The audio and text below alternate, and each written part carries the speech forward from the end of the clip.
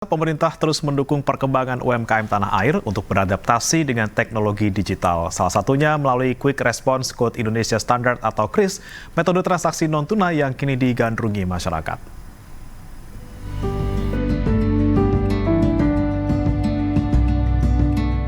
Selama 1 dekade kepemimpinan Presiden Joko Widodo, Indonesia telah mengalami transformasi digital yang tak hanya menyentuh sektor-sektor strategis, tetapi juga mengubah kehidupan sehari-hari masyarakat dari desa hingga kota. Di pelosok pedesaan, internet kini tak lagi menjadi barang langka.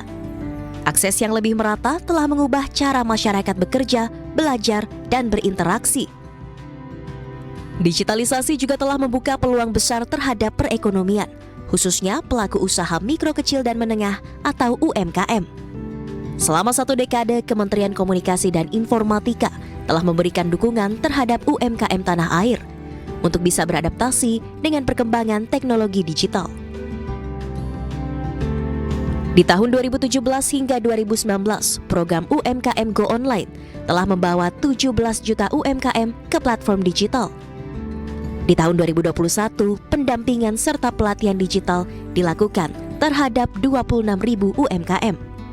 Tahun 2022, adopsi teknologi digital 4.0 dilakukan puluhan ribu pelaku UMKM.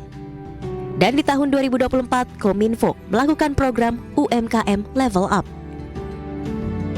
Salah satu contoh nyata kemudahan transaksi melalui perkembangan teknologi digital dirasakan melalui inovasi Quick Response Code Indonesia Standard atau QRIS, metode transaksi cashless atau non-tunai.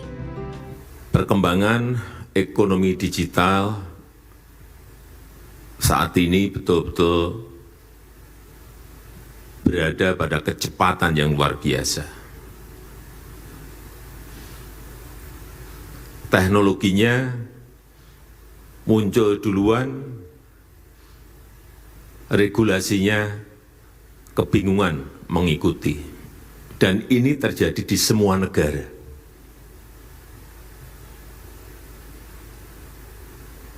Oleh sebab itu, saya mengapresiasi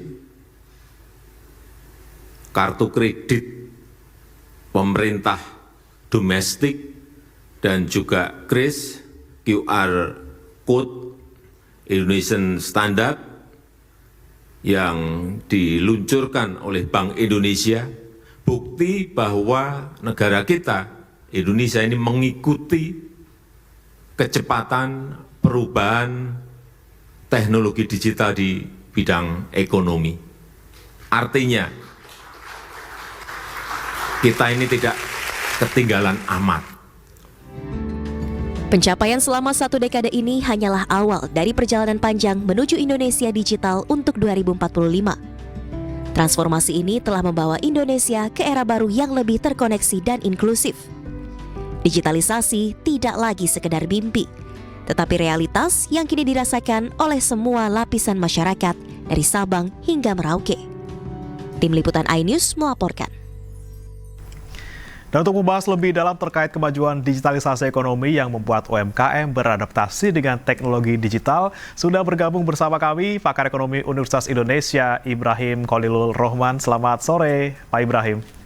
Selamat sore, Mas B. Ya, Pak Ibrahim, kita ngomongin soal KRIS nih, Pak. Seperti sudah jadi fenomena di mana-mana. Pembeli, pedagang, hampir semuanya pakai KRIS dalam transaksi. Anda melihat seperti apa perkembangan ekonomi digital di Indonesia dengan datangnya KRIS paling tidak selama 5 tahun kebelakang, Pak, sejak KRIS diperkenalkan? Baik, kita akan mulai dengan KRIS dulu ya. Bagaimanapun KRIS ini telah membantu ekspansi perekonomian, terutama dari grassroots UMKM, karena adopsinya sekarang sangat cepat. Dari data terbaru, pengguna KRIS ini sudah mencapai hampir 40 juta.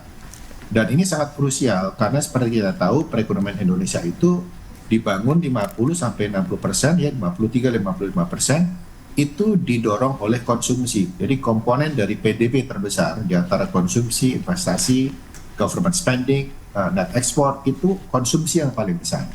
Artinya apa? Artinya penggunaan KRIS sebagai sarana transaksi dan dia bisa reaching out UMKM di level grassroots, itu akan meningkatkan kita sebut sebagai velocity of money. Jadi sebelumnya kalau kita belanja tidak bawa dompet, transaksi tidak terjadi.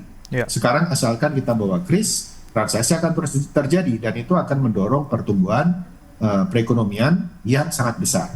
Teman-teman, kita semua tahu bahwa share dari digital ekonomi di Indonesia, kalau kita merujuk pada laporan Google, Temasek, dan Bain, itu sekitar 120 billion US dollar, di mana 80% diantaranya melalui platform e-commerce terutama.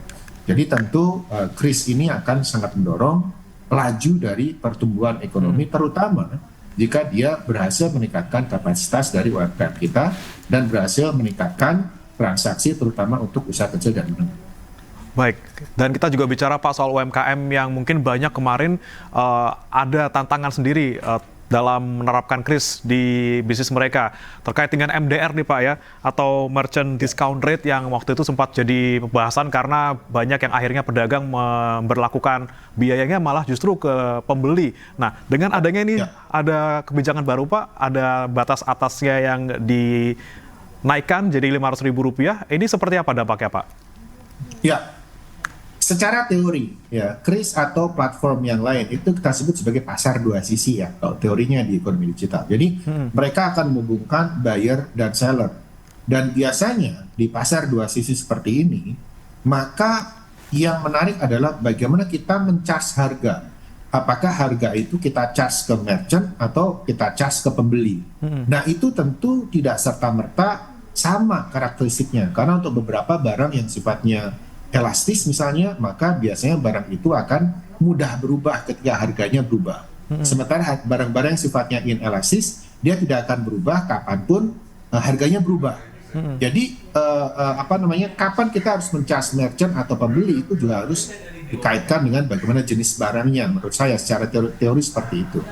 Nah, pada prinsipnya dengan kondisi di mana perekonomian saat ini diwarnai dengan deflasi dan daya beli yang turun, dalam 5 bulan terakhir kita mengalami deflasi. Seharusnya bebannya tidak ke pembeli karena nantinya akan lebih mengurangi potensi yang seharusnya bisa didorong dari kerajaan masyarakat. Oke, baik. Pak Ibrahim, kita tahan dulu Pak, karena kita akan simak terlebih dahulu informasi terkait kemudahan transaksi non-tunai menggunakan kris ini membuat opsi pembayaran semakin diminati masyarakat, tak hanya dari sisi pembeli, namun juga pelaku UMKM yang merasa lebih nyaman dengan metode pembayaran ini. Berikut informasinya. Dengan adanya QRIS kita dipermudah ya, maksudnya sekarang kan zamannya zaman digital gitu ya. Kadang kalau kita nggak ada QRIS, orang makan nggak jadi makan Mbak, gitu. Ya mempermudah, mempercepat, ya biar nggak ribet kembalian ini itu, nggak nyari-nyari receh. Pokoknya enak lah pakai QRIS. 70%, hampir 70% pada pakai QR semua. Karena lebih mudah, terus juga kadang kan kita juga namanya generasi milenial itu nggak suka bawa uang cash ya Mbak. Kita nggak nungguin kembalian juga sih ya, kan biasanya kan si penjual juga nyari-nyari kembalian dulu, kita nunggunya juga lama. Ya lebih praktis sih ya, jadi kita lebih nggak, ya hemat waktu juga. Biasanya kan dari pedagang itu susah kadang ya untuk menyiapin kembalian untuk pembelinya kan. Ya, baik, kita akan lanjutkan dialog kita bersama Pak Ibrahim. Pak Ibrahim, tadi kan kita sudah dengar sendiri banyak sekali masyarakat yang terbantu dengan adanya kris dalam pembayaran digital seperti ini. Namun juga mungkin ada juga dampak lainnya nih Pak. Kadang-kadang masih malah ada beberapa merchant yang kayak tidak menerima pembayaran tunai. Jadi ya pengennya non tunai aja. Nah, Anda melihatnya seperti apa nih Pak? Apakah justru digitalisasi ini juga bisa berdampak kurang baik misalnya untuk transaksi sehari-hari tanpa menggunakan uang tunai? Ya, tentu semuanya harus berproses menurut saya, karena aspek security, aspek fraud itu juga harus diantisipasi ya tentunya, karena tidak semuanya pedagang itu bisa mendeteksi transaksinya sudah terjadi misalnya, dan beberapa restoran yang lebih besar itu ada notifikasi khusus kalau transaksi terjadi. Jadi bisa jadi aspek fraud ini juga menjadi keengganan ya kalau beberapa pedagang atau merchant terutama yang tradisional masih enggan gitu dan mungkin lebih menerima pembayaran lewat cash atau menggunakan kartu.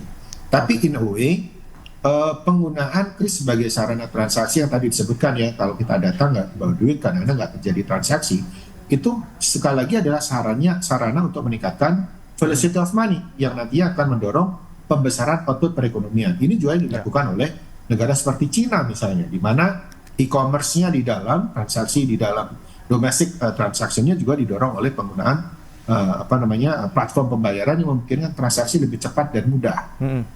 Jadi menurut saya UMKM mestinya akan sangat terbantu asalkan pemerintah juga atau otoritas terkait Bank Indonesia dalam hal ini memberikan outlet ya, just in case nanti ada pengaduan, ada potensial fraud. Jadi bagaimana sistem IT-nya juga harus mengantisipasi hal tersebut. Oke, baik. Terakhir Pak Ibrahim, apa yang seharusnya kita tingkatkan dalam perkembangan ekonomi digital ini selain KRIS mungkin memberikan beberapa kebijakan yang mempermudah para pelaku UMKM untuk go digital, Pak? Betul. Jadi saya ingin membahas lebih besar lagi ya, bahwa digitalisasi itu sebenarnya lebih luas dari sekedar KRIS atau e-commerce atau platform kan. Jadi mungkin tadi Pak Jokowi seharusnya juga membahas ya, bahwa dalam 10 tahun terakhir Indonesia itu masih menjadi net importers dari barang-barang berbasis teknologi, dan itu juga digital juga. Jadi kalau kita lihat dari neraca transaksi berjalan atau neraca perdagangan, saldo kita itu selalu defisit karena pembelian produk-produk digital. Artinya apa? Artinya ke depan kita harus pelan-pelan melakukan transisi bahwa digitalisasi itu tidak hanya attach ke konsumen, tapi juga bagaimana digitalisasi yang melekat ke production proses yang nantinya akan mendorong productivity dan peningkatan output dari sisi produksi. Nah itu yang nantinya kita harus prioritaskan ke depan.